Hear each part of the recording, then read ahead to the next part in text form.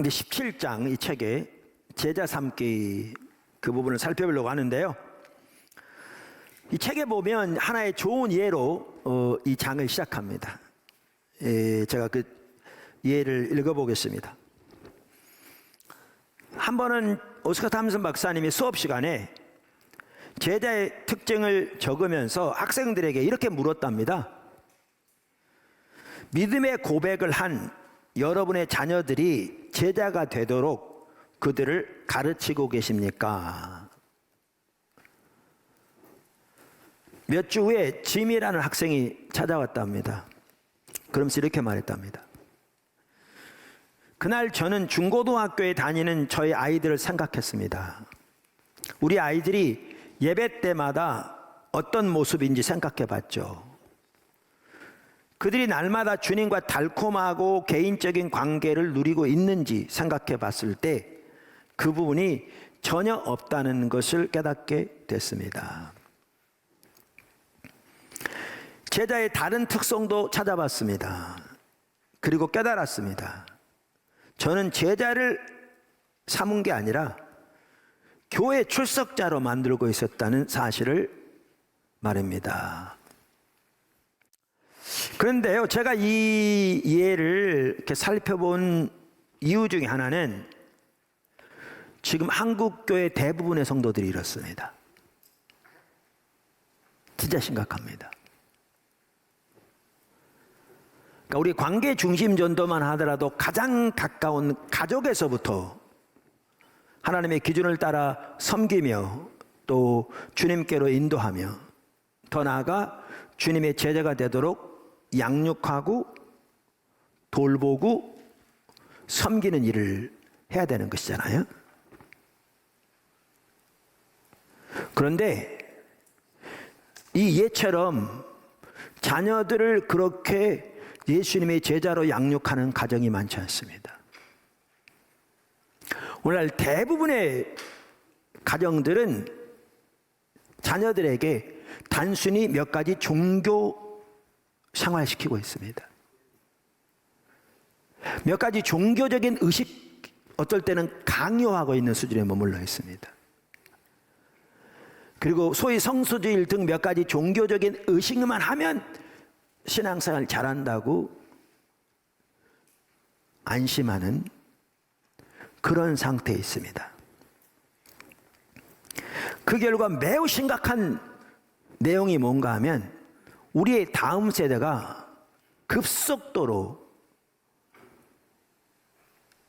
하나님을 떠나고 있다는 사실입니다. 교회를 떠나고 있습니다. 사실은 하나님을 떠난다는 말은 틀린 말일 수 있습니다. 이따 살펴보겠지만, 왜냐하면 하나님을 떠난다기보다는 만난 적이 없는 경우가 대부분이겠죠. 그러면서 일이 있고 난 다음에 이 짐이라는 학생은 이렇게 했답니다. 이 사실을 깨닫고 난 후에 이제 자녀들을 위해서 바로 중보기도 하기 시작했죠. 근데 우리가 여러 번 앞에서도 살펴보았습니다만 기도의 방향이 중요하다고 그랬잖아요. 짐은 이렇게 기도했습니다. 아버지, 저희 아이들이 예수 그리스도의 제자가 되도록 도울 수 있는 그런 아버지로 만들어 주십시오. 저희 아이들이 제 안에서 제자의 모습을 보게 해 주십시오. 이런 기도가 너무 중요한 거죠. 그러니까 자녀들의 필요를 채워주는 올바른 아버지가 되게 해주십시오 라고 자녀들을 위해 기도하는데 먼저 자신을 위해 기도한 거죠. 그러면서 몇 주가 지났답니다. 어느 날 밤에 예배를 마친 후에 아마 가정에서 예배를 드렸는지 아니면 주일날 예배를 마치고 돌아와서인지 확인할 길은 없습니다만 아마 가정 예배 같기도 합니다. 14살 난 딸이 아빠를 안으면서 얘기하더랍니다. 아빠, 제 삶에서 예수님을 실제로 느낄 수가 없어요.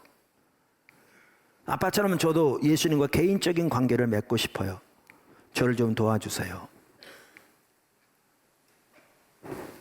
그래서 이제 예수님께로 인도하고 그렇게 주님의 제자로서 자녀를 도와가기 시작한 거죠.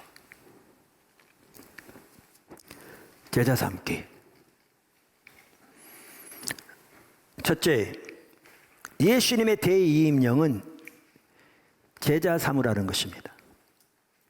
그러니까 우리가 흔히 대이임령 그러면 가장 큰 명령 그런 뜻이잖아요. 한편으로는 물론 성경에 나오는 가장 큰 명령은 우리가 마음과 뜻과 성품을 다해 주 너희 하나님을 사랑하라는 것입니다. 그런데 예수님께서 부활하신 후에 승천하시기 전에 제자들에게 마지막으로 하신 명령이 오늘 읽은 본문 말씀 내용이거든요. 그래서 이 명령을 큰 대자를 붙여서 대이임령 이렇게.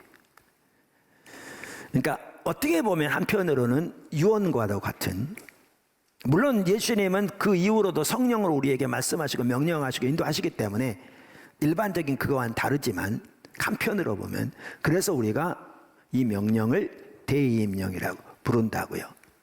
그러니까 가장 큰 명령, 뭐 이 말은 틀릴지 모르지만 그만큼 핵심적이고 중요한 명령을 말하는 거죠.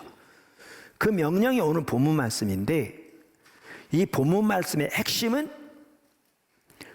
모든 민족으로 제자를 삼으라는 겁니다. 제자를 삼으라는 겁니다. 오늘 본문을 다시 한번 보시면 너희는 가라. 그 다음에 모든 민족을 제자를 삼아 침례를 베풀고 지키게 하라. 이렇게 돼 있으니까 우리말 성경에는 명령문이 4개 나오는 것 같잖아요. 이렇게 하나, 둘, 셋, 넷. 근데 원래 원문에 보면 명령문은 딱 하나입니다. 그 명령문이 뭐냐 하면 제자를 삼으라. 그러니까 제자 삼으라. 그러니까 대이임령의 핵심은, 그 명령의 핵심은 제자 삼으라는 겁니다. 이 명령문에다가 우리가 분사라고 그러나요? 이렇게 영어로 participle이라고 그러는데 분사가 3개가 연결되어 있습니다. 3개가. 그러니까 제자를 삼 때 어떻게 제자를 삼을 건가 라는 거죠. 가면서 가라, 그 다음에 침례를 베풀라, 그 다음에 가르쳐 지키게 하라. 요렇게 해서 3개의 분사가 거기에 붙어 있습니다. 그러면서 오스카 탐슨 박사 같은 경우에는 그 부분 이렇게 얘기합니다. 언젠가 모든 그리스도인들이 주님 앞에서 자신의 삶을 결산할 날이 온다. 그럴 거거든요. 우리는 주님 앞에 서서 우리의 사는 것으로 결산할 날이 옵니다.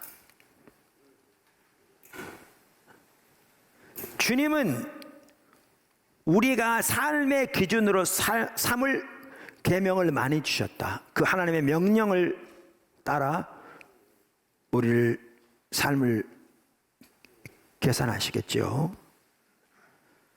그런데 지상명령이라고도 불리는 주님의 마지막 계명은 마태복음 18장 19절에서 20절에 기록되어 있다. 그러니까 한편으로는 우리가 주님 앞에 설 때에 우리의 삶이 계산받되 그 계산받는 하나의 중요한 명령은 오늘 읽은 본문 말씀이 될 거라 그 말이죠. 그래서 사실 관계 중심전도의 삶이 우리 평생에 걸치는 생활 양식이 되어야 합니다. 두 번째, 제자란 무엇인가? 오스카 탐슨 박사는 그럼 제자란 무엇인가? 라는 것에 있어서 그 제자라는 헬라어 단어에서 그 의미를 찾습니다. 그러니까 제자란 무엇인가 사람마다 정의하는 바가 다를 수 있거든요. 제자란 무엇인가? 근데 탐슨 박사는 말씀드린 대로 헬라어 단어에서 그 의미를 찾는데요. 헬라어로 제자라는 말은 마세테스란 말입니다. 마세테스. 몰라도 됩니다. 뭐 그거. 네, 그런 게 있다 그 말이에요. 그게 만사나이라는 단어에서 파생된 단어인데요. 그 동사는 만사노라는 단어입니다. 근데 만사노 그러면 배우다 그런 뜻입니다. 배우다. 그러면서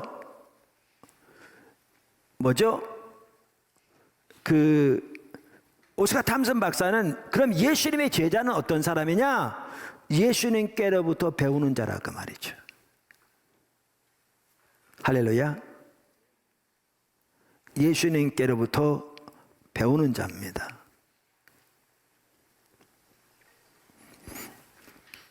자, 그러면서 탐슨 박사는 우리가 이 시리즈는 이 책을 중심으로 살펴보니까요. 그렇게 배워가기 원하니까요. 탐슨 박사는 제자의 특징을 4가지로 말합니다. 4가지로. 첫째, 제자는 스승과 개인적인 관계를 맺는다. 둘째, 제자는 스승의 온전한 권위 아래 있다. 셋째, 제자는 스승의 성품을 소유하고 나타낸다. 넷째, 제자는 스승을 위해 고통받을 준비가 되어야 한다. 자, 그럼 하나씩 살펴보겠습니다. 1. 제자는 스승과 개인적인 관계를 맺는다. 할렐루야. 사실 우리 신앙의 가장 핵심이요 본질이 하나님과 친밀한 교제입니다. 우리가 귀에 딱지가 않도록 들었잖아요. 요한일서 1장 3절에서도 우리의 신앙을, 우리의 구원을 단 한마디로 하나님과의 사귐이라고 표현하고 있다니까요. 성경 전체가 명명백백합니다. 그래서 예수님께서 영생을 하나님과 예수님을 아는 것이라고 했고, 예수님도 가장 큰 계명을 우리의 마음과 뜻 성품을 다하여 하나님을 사랑하는 것이라고 말씀하셨습니다. 다시 말하면 하나님을 알고 우리의 존재를 다해 사랑하는 것, 즉 하나님과 친밀한 교제가 우리 신앙의 핵심이요 본질이요 모든 것이라고 할 수 있습니다. 사실 우리 신앙의 모든 면에서 가장 중요합니다. 당연히 그것이 관계중심전도 예수님의 제자의 삶에 있어서도 핵심은 제자는 스승과 개인적인 관계를 맺는 자라는 겁니다. 할렐루야. 정확하게 올바로 제시하고 있습니다. 특별히 오스카 탐슨 박사는 그 예수님과의 개인적인 관계를 맺되 오늘 현재 예수님과 지속적인 관계를 맺는 자가 예수님의 제자로서의 중요한 특징이라는 겁니다. 실제적이고 개인적이고 지속적인 사랑의 관계를 예수님과 맺는 게 예수님의 제자의 핵심적인 특징인 거죠. 제자의 특징 2번째. 제자는 스승의 온전한 권위 아래에 있습니다. 할렐루야. 제자는 스승의 온전한 권위 아래에 있습니다. 탐슨 박사는 얘기합니다. 스승의 온전한 권위 아래에 있다는 것은 제자가 주님의 개인적 소유가 된다는 의미다. 예수님이 당신 삶의 주인이 되시도록 한다는 의미다.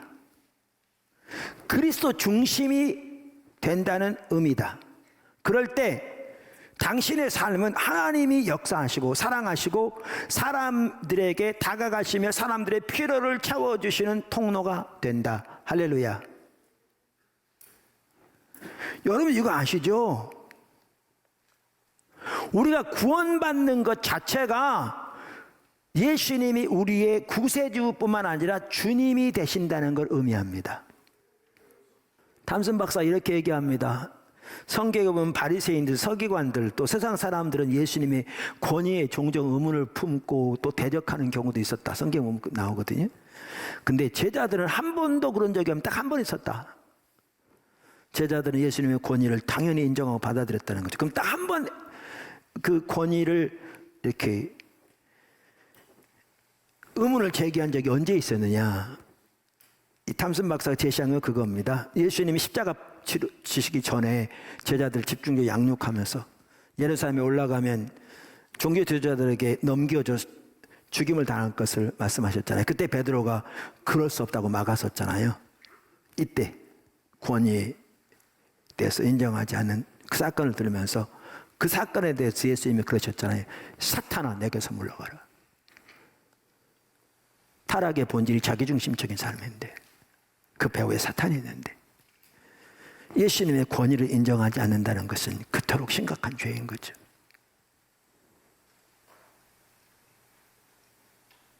여러분, 우리가 올바로 가고 있어요. 예배를 드려도 일주일에 한 번 모이면서 그저 번개불에 콩볶아 먹듯이 이런저런 간단한 순서들도 사람들의 감정에 호소해서 그렇게 하나님께 집중도 되기 전에 예배가 끝나는 그런 식의 예배가 성경에 말한 예배 아니에요.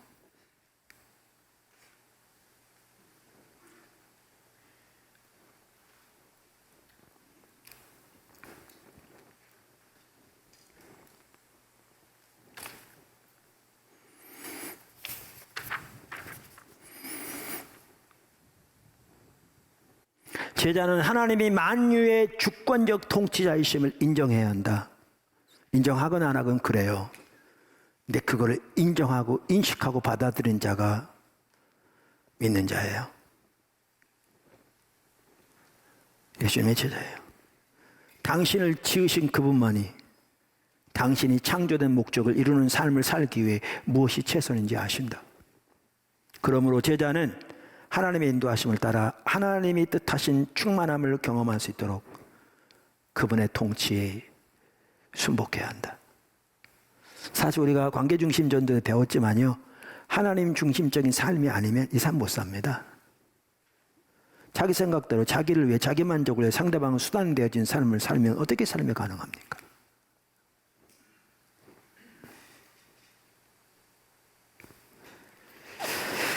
우리 모두가 예수님의 제자가 되기를, 또 제자의 삶을 배우고 자라나기를 예수님 축복합니다.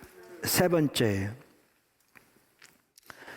제자는 스승의 성품을 소유하고 나타낸다. 제자는 스승의 성품을 소유하고 나타낸다. 특별히 오스가 탐슨 박사는요, 앞에 우리가 나왔었어요. 요한복음 15장에 나오는 포도나무의 삶을 토대로 이 말씀을 하고 계세요. 제가 먼저 그분의 말을 읽어보고 설명드릴게요. 제자가 스승의 성품을 소유하고 나타내는 것이 바로 앞서 논의한 진정한 삶의 목적이다. 우리가 삶 속에서 그분의 열매를 맺고 그분의 생명을 맺고 그분의 사역을 맺고 그분의 사랑을 맺는 것이다. 우리를 통해 하나님 맺으시는 거죠. 그 열매는 언제나 씨앗, 즉 하나님의 말씀과 그리스도의 성품을 드러낼 것이다. 그러면서 거기에 성령의 열매가 나타나게 될 거라 그 말이죠. 아까 말한 대로 지금 요한복음 15장에 나오는 그 포도나무의 삶을 지금 염두에 두고 있어요. 여기 책에 보면. 우리가 잘 아는 대로 요한복음 15장 4절 5절 이게 포도나무께 연구표잖아요. 왜냐하면 하나님께서요 26년 전에 27년 전이죠. 저에게 제가 첫 번째 교회를 개척해서 섬기고 있을 때 하나님 의도하신 바가 안 되니까 새벽기도 중에 됐어 너 내려놔. 뭐 그렇게 이렇게 귀에 됐어 내려놔 이게 아니라 그런 마음이셨다는 거예요. 하나님 의도하신 바가 안 되니까 그럼 너 처음부터 다시 시작해. 그러면서 제가 이제 집중적으로 주님을 찾고 기도하는 중에 분당에서 교회를 개척하도록 인도하셨고 그래서 포도나무 교회가 분당에 개척됐어요. 10년 돼서 이치어서 나왔죠. 그랬고요. 그리고 주님이 그 당시 한참 이 부분을 제가 배워가면서 설교하고 있었는데 주님이 이런 교회를 세우라고 그러면서 이름을 포도나무 교회를 하라고 그러셨어요. 포도나무 교회 이름 그냥 나온 게 아니고요. 주님이 교회 처음 시작할 때부터 이런 교회를 세우라고. 그래서 이름을 포도나무 교회라고 하라고 하신 거예요. 이렇게 말씀하시죠. 내 안에 거하라.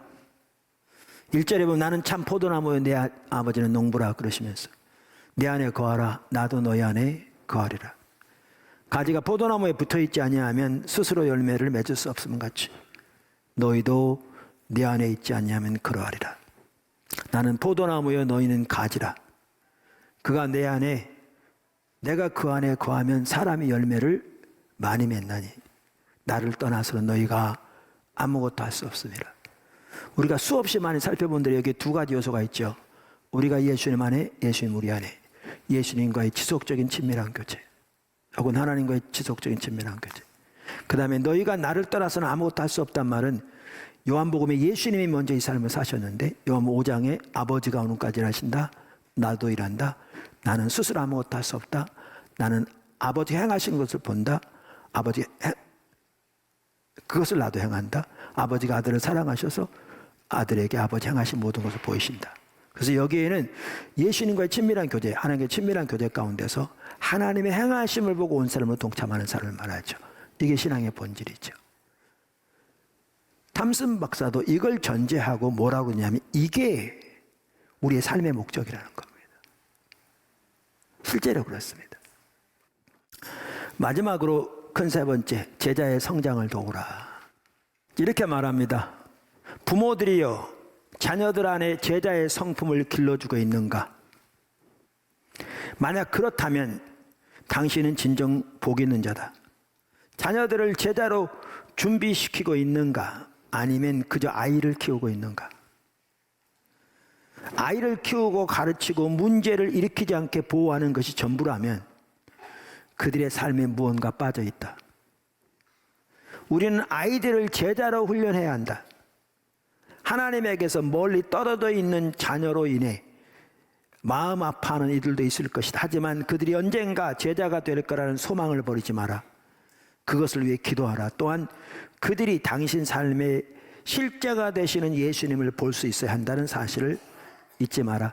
저는 포도나무 교회에 너무 감사한 게 선교원부터 4세 이하는 그 엄마가 같이 와야 되잖아요. 정말 아이들이 믿음 안에 잘 자라고 이게 새물기도학교 초중고도 연결돼서 되어진다면 정말 귀할 거라고 생각합니다. 물론 거리상해나 여러 가지 문제로 오지 못하는 분들도 많이 있지만 하나님이 진짜 교환이라고 계십니다. 주일학교 교사들이여 반 학생들을 가까이 들여다보라. 주일 아침에 그들을 가르치는 당신의 책임은 무엇인가? 바로 그들을 제자로 훈련하는 것이다.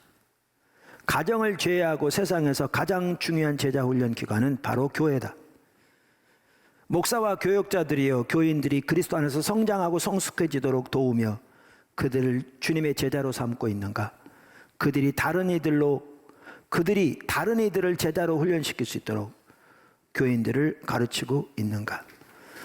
우리가 새생명 훈련 총소 그걸 가지고 때로는 1대1 혹은 2대1로 이렇게 가장 신앙의 기본적인 부분을 나누며 예수님께로 인도하고 훈련시키는 그 프로그램 여러분 다 하라고 그랬잖아요. 정말 중요합니다.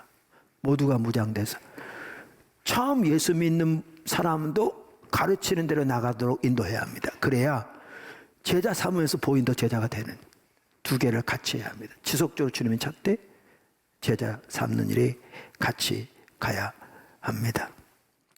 포도나무 교회가 이렇게 모든 성도들이 관계의 중심 전도가 우리의 삶의 양식이 되어질 때 주님은 참으로 놀라운 일을 지금 행하고 계시고요. 더 놀라운 위대한 일들로 인도하시고 나타내실 것입니다. 여기에 이제 전교인 선교사와 일도사에 같이 가서 이렇게 되어진다면 저는 그게 하나님의 부흥을 예비하는 길이라고 믿습니다. 어마어마한 일들이 일어날 겁니다. 지금까지도 어마어마한 일들을 하나님께서 하고 계시죠. 그런 축복이 여러분 모두 한 분 한 분에게 다 있기를 주님의 이름으로 축원합니다.